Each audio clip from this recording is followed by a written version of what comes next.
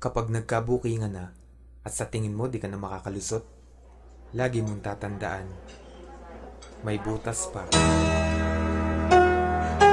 Akala ko hindi ko papayag. Naiilang ako. Tapos sabi ko, okay, pumayag ka. Gulat nga ako sa sinagot mo kanina eh.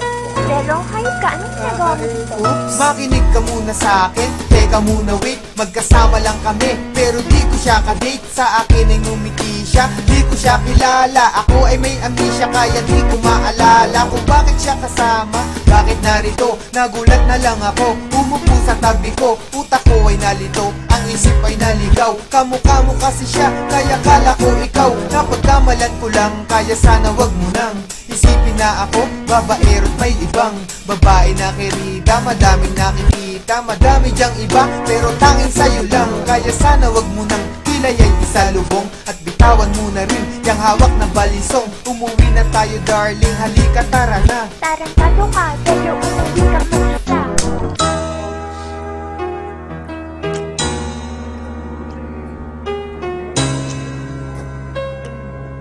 Alis naman ang labi mo.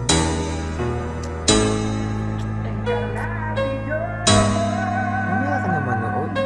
Pwede ba natin ulitin yan? Oh, kala ko nasa office ka. Bakit nandito ka? Akalain mong magkikita tayo sa sinihan. Hayaan mo munang sabihin ko kung sino yan. Okay, sino siya? Pasyente ko na may tumor. Pasyente? Ayoko nga pala, hindi ako doktor.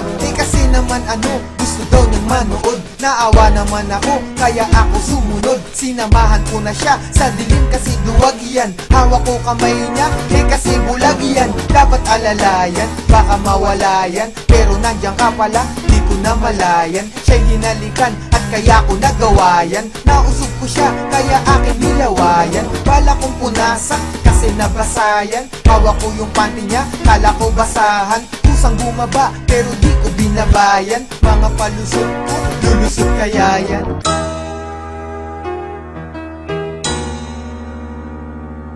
Baby naman, pansinin mo na ako. Sige na, kausapin mo na ako.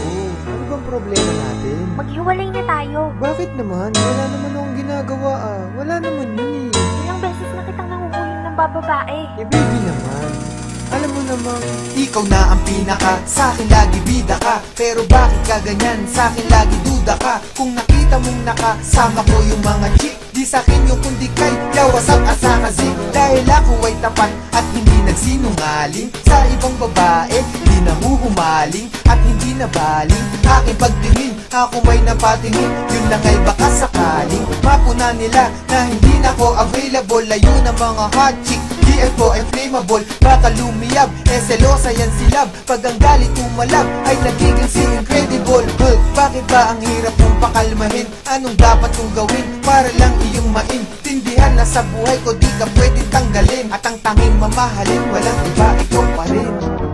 o diba? Kaya bati na tayo. Huwag ka na magalit. Sandali lang, may tumatawag sa akin. Hello?